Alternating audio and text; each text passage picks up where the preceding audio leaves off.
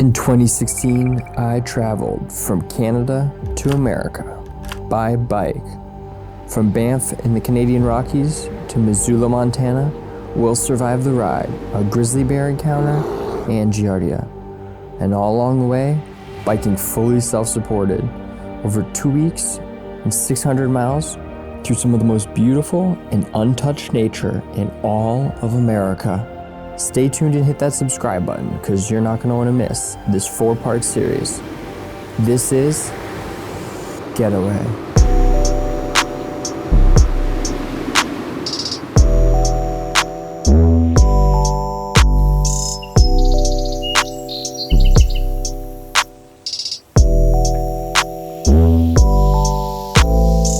On this trip, I was joined by my parents, and I had convinced them to go on their first ever bikepacking adventure. What a way to start, with one of the most famous and magnificent bikepacking routes in the entire world, the Great Divide. But what is the Great Divide? The Great Divide is the world's longest off-road bike route. From Banff, Canada to the border of Mexico, the route traverses over 2,700 miles and has over 250,000 feet of combined elevation gain. It follows the Continental Divide, which is the dividing line dictating whether water flows east or west.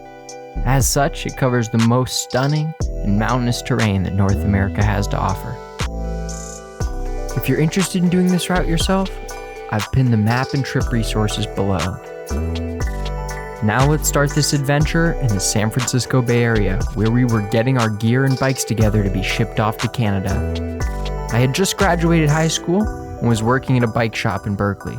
Using my discounts, I got all the gear and bikes we would need for the trip. After shipping the bikes off and doing all the planning we could possibly do, we stepped onto a plane to Calgary. Looking back, there were so many months that went into preparing, planning, and gearing up for this trip. But after stepping on that plane, it all became real. We cleared customs and took a rental car to Banff to settle in, check out the area, and pick up our bikes, which had been sent to the local shop to be assembled. Banff National Park and the town of Banff are located in the Canadian Rockies within the province of Alberta. But whoa. Before we get too far ahead of ourselves, some history and context. This area was first settled by non-natives in the 1880s after the Transcontinental Railway was built through the Bow Valley. In 1884, the president of the Canadian Pacific Railway Company, George Stephen, named the area Banff, in recollection of his birthplace near Banff, Scotland. Upon the discovery of hot springs in 1885, a federal reserve was established, and the railway began promoting Banff in the area as an international resort and spa. Over the following decades, Banff continued to develop into a major resort town as it flourished from rail traffic and its surrounding natural beauty. The area's internationally recognized status was truly solidified in 1888 upon the completion of the world-famous Banff Springs Hotel, the first of Canada's grand railway hotels. There are countless hikes and excursions around Banff, with the most popular being Lake Louise for its ease of highway accessibility. Lake Louise was an insanely beautiful lake, colored by its glacial runoff, and it was nice to walk around for the day. I will mention that both Banff and Lake Louise were very crowded, and all in all seemed like just really nice places to spend a ton of money. Although I'm happy to share amazing places with other people, safe to say I was excited for the beauty and solitude that the following weeks would offer.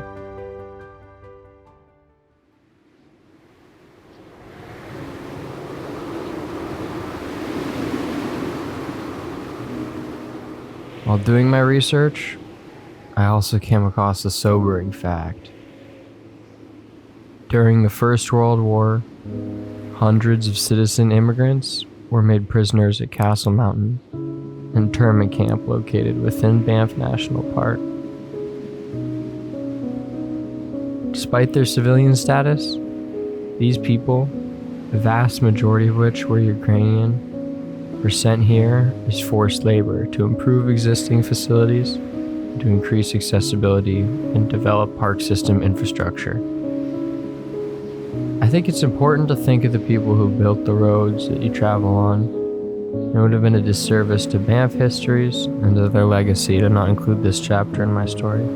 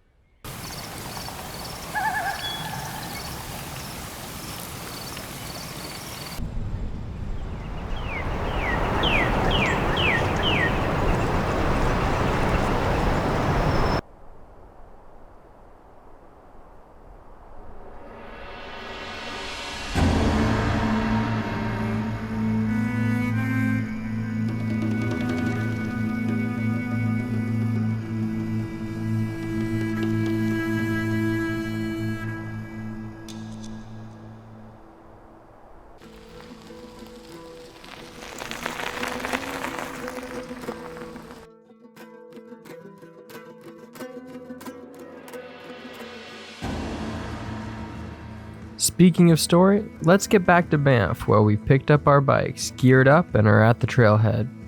But before I get too far, let's talk about the fact that once we reached Banff, we almost decided to cancel the whole trip. You see, grizzly bears are everywhere in the Northern Rockies, and they would be throughout the length of the whole trip. Once we got going, there would be points where we were days from the nearest people, and if we had a bear encounter, there could be nowhere to go. And the bikers are especially at risk, as there's a chance of attack that comes from startling a bear. When biking through the Rockies, it's easy to come around a corner at speed and startle a bear while it's grazing.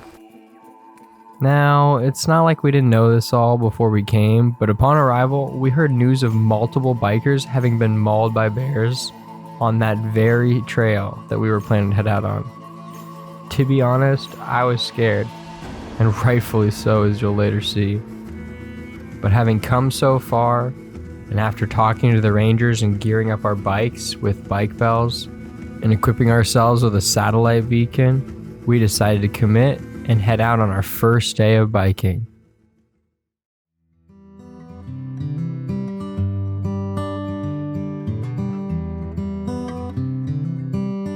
The first day, we would ride 26 miles to Spray Lakes West Campground.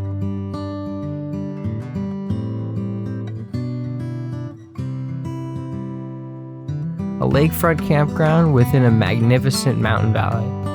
After spending a wonderful night at Spray Lakes, we headed along the same mountain valley, 35 miles to Pavement and Bolton Creek Campground.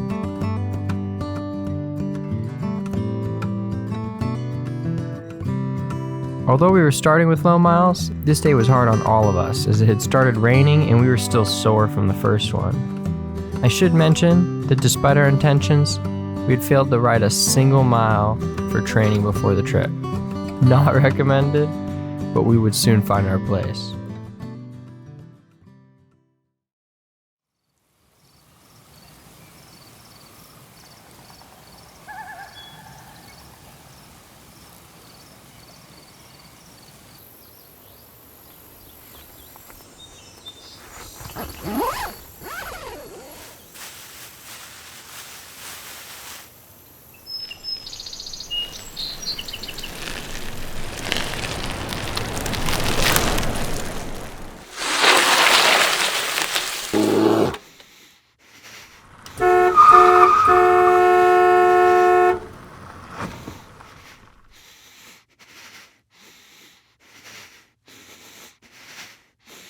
On today's episode, we survive a near fatal grizzly bear encounter. Now, let's pick up where we left off on episode 1, day 3 on the world's longest off-road bike route. After a few beautiful days away from civilization, we stayed the night at Bolton Creek Campground. Bolton Creek Campground, had breakfast, a shower, and a little store. I thought I was prepared for the next day of riding. I was clean, I had a good breakfast, and I was excited for what lay ahead. But I could never have prepared for what would happen next. Now, if you've watched the last episode or are familiar with the route, you would know just how much of a grizzly bear risk there is, especially when biking. That risk remains in the back of your head throughout the whole journey, but you take extra precautions to ensure you don't have an encounter. You see, the main risk comes from startling a bear. If you rip around a corner and startle a bear, you're pretty much toast. That being said, bears don't want anything to do with you. And so if they hear you, they will get off the trail. Hopefully, you'll never meet. It's kind of a mutually beneficial arrangement. That being said, it goes without saying that you want to be loud and make your presence known. To do this, we had bear bells on our bike, and around every corner we would yell, "Hey bear!" And you would never go around a corner blind. So why am I telling you this? Let's go back to Bolton Creek, where we just set off along a paved road. You see, it's that paved road that placed me in a false sense of security. Up until this point, we've been on dirt, and we've been away from civilization. So I guess I just wasn't thinking straight. The trailhead was at the bottom of this dip, so I ripped down the hill out in front, right past a park ranger's truck, and took a left turn quietly into the trailhead. To be honest, my memory of that moment feels like a blur. Next thing I know, I was slamming on the brakes,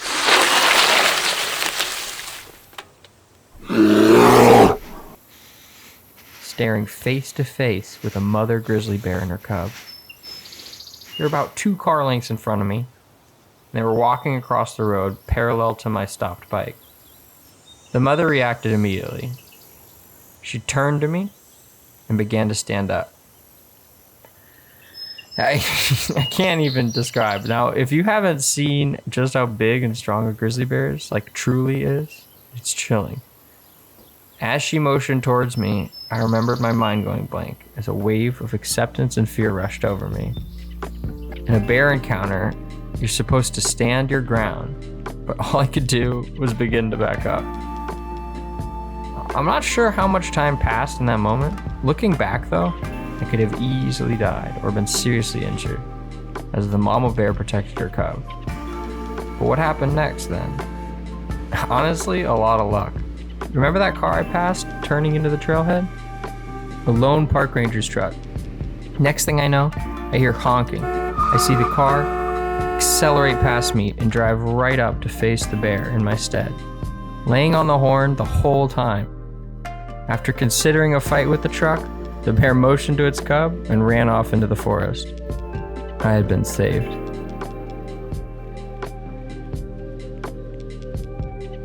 You know, it took me a long time to process that interaction and to come to grasp with what had happened to me and just how lucky I was. I still think about it from time to time, and boy am I thankful the ranger was there at the time he was. Turns out he had been tracking the bear and its cub through to the trailhead, and after seeing me take that turn, he feared the worst. To be honest, after the bear had run off, it all seemed a little bit unreal, maybe even anticlimactic. I waited for my parents, and we got started on the trail, now with an even greater appreciation for being loud around corners. After about an hour of biking, we came to the top of a clearing, and we looked down to see the same bear and cub feeding far off in the distance. Another reminder of my close encounter. Riding further along the ridgeline, we continued to find ourselves surrounded by some of the most beautiful scenery in all of North America. I think the visuals speak for themselves.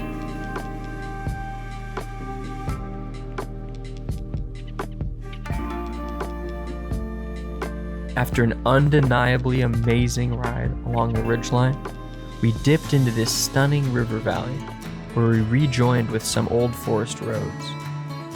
Riding along the river, we came to a beautiful campground where we spent the night. The next day, we continued our trek, riding along that same forest road, following the river until we arrived in the first town of our trip, Elkford. Elkford is a mining town nestled deep in British Columbia. Founded in the late 1970s, it is now a stop along the Great Divide bike route. Named after its abundant elk population, it now balances industry and nature. It's a pretty cool place, a really small town, but in a beautiful location with crazy wide, large strip quarries, as well as those massive earth-moving trucks, unfortunately cutting into the mountainsides. The cyclists traverse the 2,800-mile route from Canada to Mexico, though. It offers a crucial respite and refuel amidst the stunning Rockies, an area of the trip that's especially remote. After some real food at a restaurant and a shower and bed courtesy of the Elkford Lodge, and don't let that name fool you, it's just a little motel, we were ready for the next day's ride. After riding along a mix of paved and fire roads, we eventually started to re-merge with regular car traffic as the towns got a little bit bigger, and the next slightly larger town we would be passing through was Sparwood. A little bit bigger than Elkford, Sparwood is also nestled against the Rocky Mountains. It has a rich coal mining legacy that echoes through time along the Great Divide mountain bike route that runs through it. The town's name pays tribute to the towering spar trees that were integral to the mining operations, reflecting both industry and the natural surroundings. Today, Sparwood remains a prominent waypoint on the iconic biking route, offering a haven for cyclists to recharge amidst breathtaking landscapes. This convergence of history, growth, and adventure exemplifies the spirit of the Great Divide mountain bike route. My favorite part of Sparwood was getting to check out the old massive earth movers that they had in a park in the center of town. Now I should mention that there are multiple points where you can choose between more or less direct routes. Our next main stop was Fernie, and with our 2-week window, we decided to take the more direct route. That being said, if I was to do the route again, I think I would have taken the less direct route into the hills. The reason for that is twofold. For on one, the route into the hills is supposedly much more scenic. And on the other, the route we ended up taking was almost exclusively paved, with large sections on the side of the freeway. I remember being terrified riding over tight ridges with traffic and trucks blaring past us at highway speeds. With the frame bags and the weight on our bikes, each big truck would send a gust of wind pushing you further to the limit of stability. At least when riding on paved ground, you can be a little more efficient as you don't have as much rolling resistance. And so after a really long day's ride, where we put in some real miles, we made it to Fernie, a picturesque ski town in the heart of the Rockies. Fernie, a town steeped in history and adventure, is intertwined with the legacy of the Great Divide mountain bike route.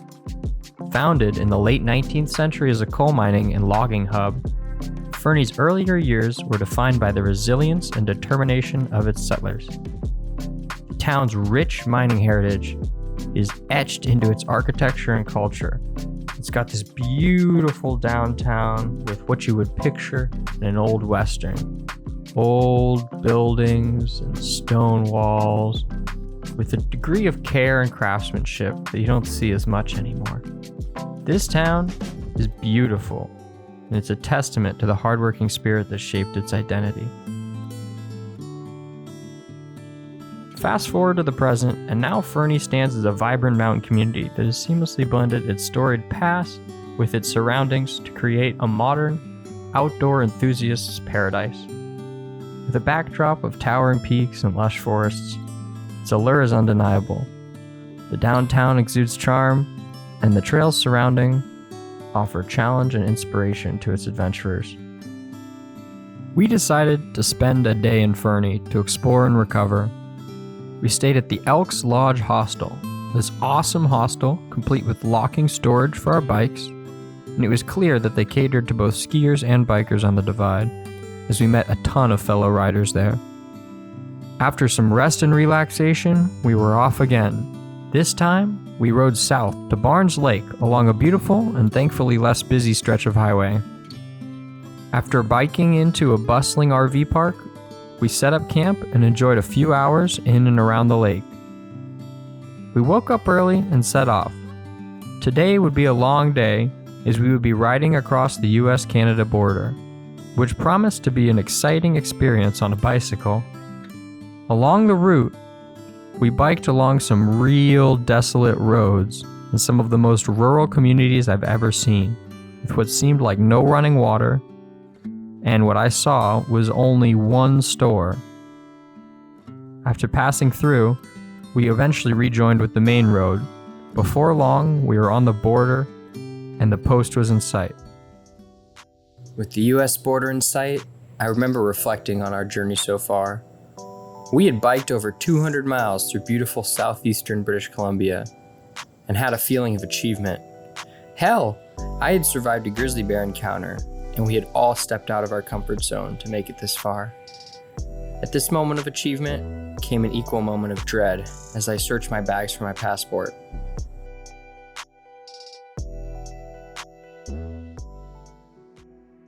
After unpacking, repacking, and unpacking all of my bags, I still couldn't find it. We were at the border at this point. My parents had theirs, and I had my ID, so we decided to give it a try. We went up to the border guard, explained the situation. We were on bikes, for Christ's sakes, and my parents, they had the same last name as me. So after pleading with him, boy, were we lucky when he decided to let us through. Kind of just gave us a gesture, waved us through. And I'm really appreciative because in that moment, the whole trip could have really come to a screeching halt. I'm not sure exactly what we would have done to get back to America if they didn't let me back without my passport. Probably have to order a temporary one, but next thing you know, we are in the US of A, in a tiny border town named Roosevelt. It was here we decided to check out the local watering hole, the first and last chance bar and duty-free store. Getting back on our bikes, we rode further down along a stretch of busy highway through the town of Eureka, Montana. Eureka was founded in the early 1880s as settlers moved north from Missoula and south from Canada into what is now known as the Tobacco Plains. Logging was the first major draw and source of income, and it was once known as the Christmas tree capital of the world. Today, Eureka is a small but cute town flush with architecture from frontier times. Riding further along the freeway, we eventually took a left turn onto a forest road headed east, a few miles down the road. We came to a beautiful old building, bustling with patrons, dining and enjoying live music. We had arrived at the H.A. Grill, a famous pizza restaurant and brew pub right next to the campground we would be staying at for the night. There was bike parking where fellow Great Divide riders' bikes were already laid out, and we parked our bikes alongside theirs and went in for some pizza. It was very busy, there was a long wait, but the pizza really hit the spot after riding all day.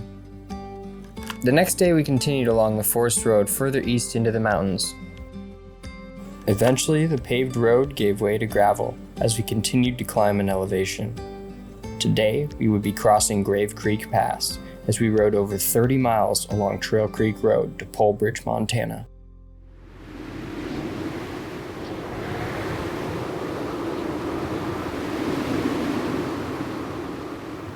Polebridge lies in the remote and untamed wilderness of Montana, nestled within the embrace of Glacier National Park. Polebridge, one of the most remote towns in the United States, is a place that embodies the very spirit of the American West. To get here by car, you have to drive 35 miles up the North Fork, from Columbia Falls, Montana, towards the northwestern entrance of Glacier National Park. In good weather, it's about an hour's drive to reach the nearest petrol station, mobile phone service, or doctor's office. And during the 6 months each year that the road is covered in snow or ice, that drive might take half a day. 20 miles north of Polebridge, the road dead ends at the Canadian border, disappearing into an impenetrable wall of fir, pine, and larch trees. Polebridge's history, like the land itself, is a tapestry woven with threads of resilience, hardship, and pioneering spirit. It all began in the late 19th century when intrepid souls ventured westward in search of new beginnings. These early pioneers crossed treacherous rivers and traversed rugged mountain passes, seeking fertile land and boundless opportunity. And in 1880, they found it, right here on the North Fork of the Flathead River. Log by log, they carved out a community in this remote wilderness. It's a place where hard work was currency and where self-sufficiency was a way of life. To this day, that clearly remains, as the residents have a dogged drive towards ecological harmony, resilience, and self-sufficiency. I really respect the residents of Polebridge, past and present, for what they've built and what they share. Today, Polebridge stands as a living testament to the enduring spirit of the American West. Its historic buildings, rustic charm, and breathtaking natural beauty continue to draw those seeking solace in the wild. A respite from the modern world.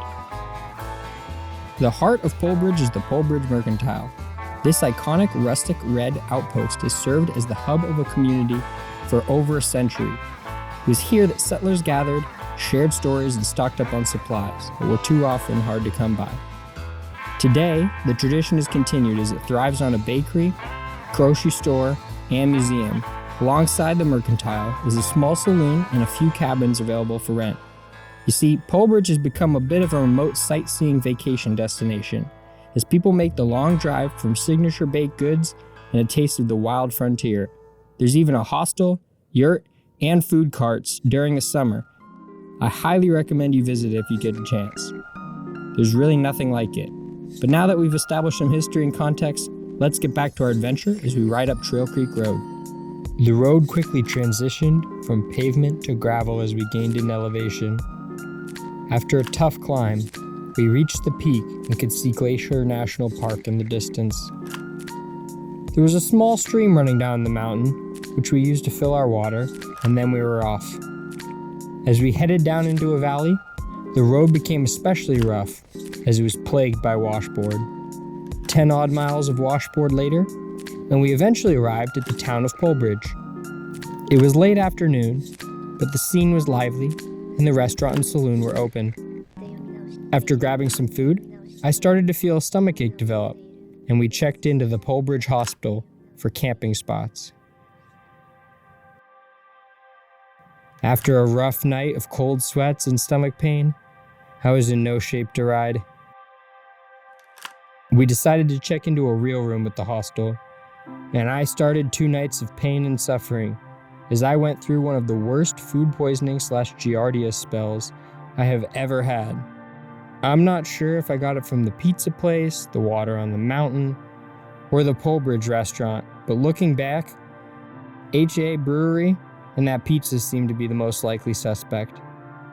It was super busy when we went, and it tasted a little undercooked. Also, the timing works out. Regardless, I lost some weight over those few days and emerged in a weak state. It was an especially hard couple days as there was no electricity and warm water was only available at certain times of the day. But thankfully, we found a couple that volunteered to drive us to the next town in their pickup truck. We threw our bikes in the back and carried on along our journey, and the car suspension made the washboard much more tolerable. Thanking the friendly strangers for a ride again, we arrived in Columbia Falls, Montana, and booked into a cheap motel as I sweated off the last of my sickness. I rested the whole day and was finally able to eat some food as I started to regain my strength. I awoke feeling my energy restored, and we headed out along rural farm roads down south to Big Fork, Montana and Wayfarer State Park, where we would be camping for the night. I was looking forward to Big Fork as it was supposedly a beautiful lakefront vacation town. The ride was enjoyable and flat as we passed by a lot of nice farms and homesteads, one of which advertised free camping for Divide riders, which I appreciated. As we got much closer to the lake, the scenery changed and the beautiful vacation homes started becoming more frequent. We finally arrived in Big Fork and pulled into Wayfarer State Park. was a beautiful campground right on the water, and I was surprised to see bike-specific camping spots, complete with bike repair stands. It was super neat to see how much infrastructure is built up in response to the divide. After settling down at camp, we headed out to have some dinner at the Flathead Lake Brewing Co. pub house. It was a nice walk alongside the lake to the restaurant. We did actually have to cross alongside traffic, basically, this bridge at one point. There were tons of little lakefront houses and everything, and the restaurant overlooked the whole place. Dinner was great, and it felt especially good to eat again after being sick. Despite the short stop, I really enjoyed Big Fork. The community is cute, and the location is picturesque. Not to mention, upon further research, the history is pretty cool too.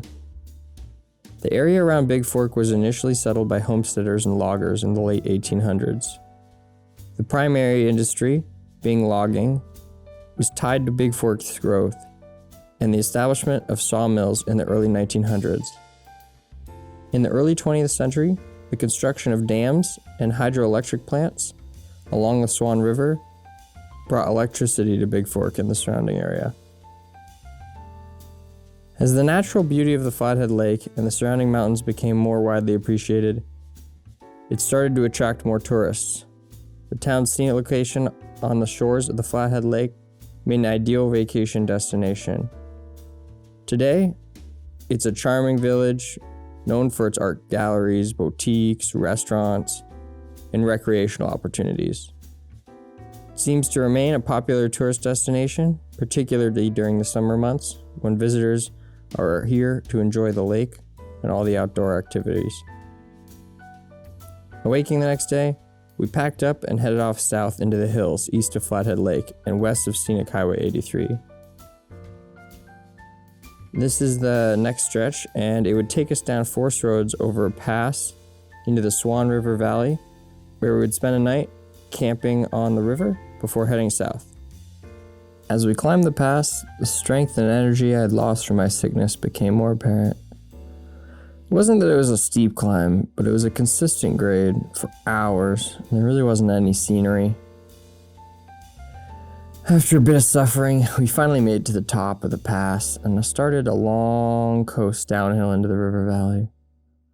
I was exhausted when we finally arrived at a beautiful campsite along the Swan River. We pitched our tent just a few feet from the water. After a long day, we quickly drifted to sleep at the sounds of the river. We woke the next day and headed out further along the forest road.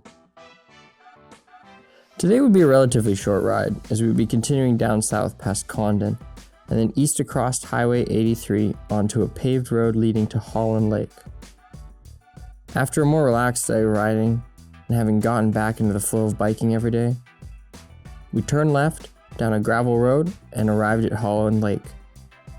Holland Lake was absolutely gorgeous, and it was heavily developed as a tourist destination. We were able to use the RV fill-up hoses for a shower, and we had time to enjoy the lake. There was a super nice campground we set up alongside, and an incredible lodge we ended up checking out. Holland Lake is also the base of a mountain range, and it's fed by a waterfall, making it quite the scenic spot. The next day we headed south out along one of the many forest roads leading from Holland Lake. Continuing southwest, we started to enjoy a beautiful vista as we climbed in elevation. Turns out, today would be the highest ascent of our trip, and that first few hours would consist of switchbacks as we made our way up high into the mountains. Now this ride was hard, but unlike the previous big climb, this one was super rewarding. The views on this stretch were truly incredible, as we looked back down upon lakes in the valley and appreciated the progress we had made. When we eventually reached the summit of the pass, the road turned into tight single track, and we navigated along the edge of the ridgeline. Eventually the single track gave way to a clearing, and we were blessed with a perfect view down into the two valleys on opposite side of the pass. After taking a celebratory photo, we turned and began the long ascent down into the next valley. Woohoo! Now that descent was one of my favorite parts of the trip, as we were blessed with over a solid hour of consistent downward grade, complete with some fun, easy single track. It was also at this moment that it really made me appreciate the fact that bike packing has some real advantages over motorcycle packing, bike packing, or overlanding. With bike packing, you can cover much more ground than backpacking, but not too much ground that you're going too fast to appreciate what you cover. It's also quiet like backpacking, but you're not staring at your feet the whole time, and you don't have to carry your gear on your back like backpacking. And most importantly, you get the fun of the descents. If you haven't tried bike packing, I highly recommend it. Like when I was getting into it back in 2016, 2015, there weren't that many options, but nowadays there's so many amazing adventure bikes and so many options for gear and bags. So I highly recommend it. There's plenty of routes out there, so just get out there and go. Eventually our descent flattened as we re-entered into the Swan Valley and we rode down into the town of Seeley Lake. That day's ride was a special one, and it would mark the end of our journey outside of civilization. You see, tomorrow will be our last day of riding, as we will be making the final push from Seeley Lake to Missoula. To celebrate our accomplishment and the impending conclusion of our adventure, we went to dinner on the bank of Seeley Lake at Lindsay's Prime Steakhouse, a local favorite. The steaks and mushrooms were good, and they really hit the spot after a long day of riding.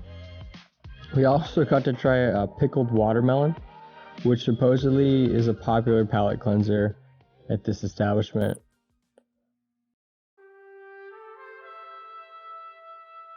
We didn't end up spending much time in Seeley Lake, but as always, I did some research, and I was interested to find that Seeley Lake has a deep history that starts with Native American tribes like the Salish and the Kootenai, who thrived in this region. In the 1800s, European explorers arrived, and trade routes and fur trading posts emerged. Located near Missoula, Seeley Lake was officially founded in 1892, primarily due to logging industry growth.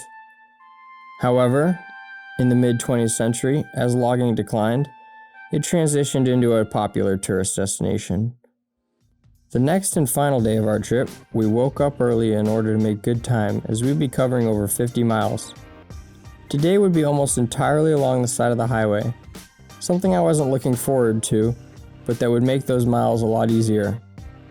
We started out riding south along Highway 83. It was a relatively quiet road with a decent shoulder, and it started out beautiful as well, with a long stretch along Salmon Lake. But as we continued, the terrain became more dry and the trees less frequent. Eventually arrived at the end of Highway 83 in Clearwater, Montana, and stopped at the Clearwater Stop and Go. The gas station had this cool metal cow sculpture out front, but apart from that, Clearwater was a community so small you couldn't even really call it a town. Turning west, joining Highway 200, we continued alongside the shoulder in this dry part of the country. Eventually, the scenery started to shift again as we went between Highway 200 and forest roads to ride alongside the Blackfoot River down 20 odd miles to Missoula. It was a beautiful ride, and I couldn't help but face my mixed feelings. I was sad that this trip was coming to an end, but I was also exhausted and excited to drive home, pack up, and head off for my freshman year of college. As we grew closer to Missoula, we realized that we were going to be cutting it close on time. You see, the rental car company would pick us up, but only within city limits, and only before 5 p.m. So as we rushed to make it to the city limits, the clock ticked on. At around 4:30 p.m., we realized we weren't going to make it, as we were still a few miles from the city limits. Pulling to the side, my dad decided to call the rental car company and explain the situation.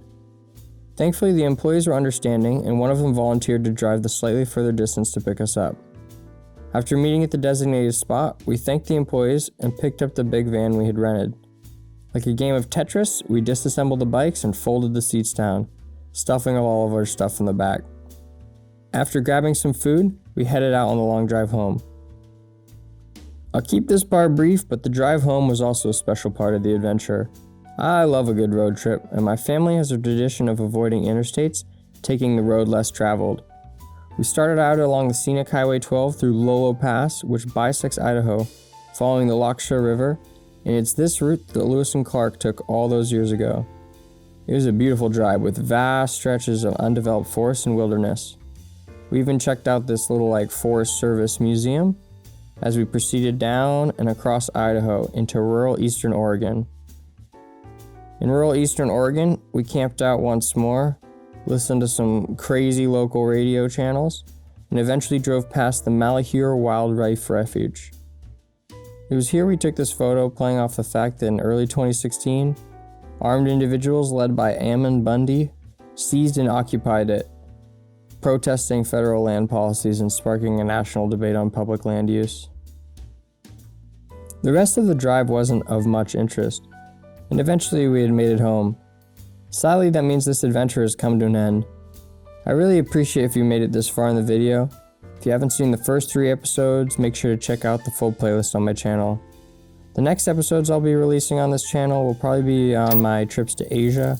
Went to 5 countries, got a lot of content built up for that, or I guess media, or on building my tiny house truck. Haven't made up my mind yet, but be sure to stay tuned. Hit the subscribe button if you want to stay tuned. Also, the bell helps.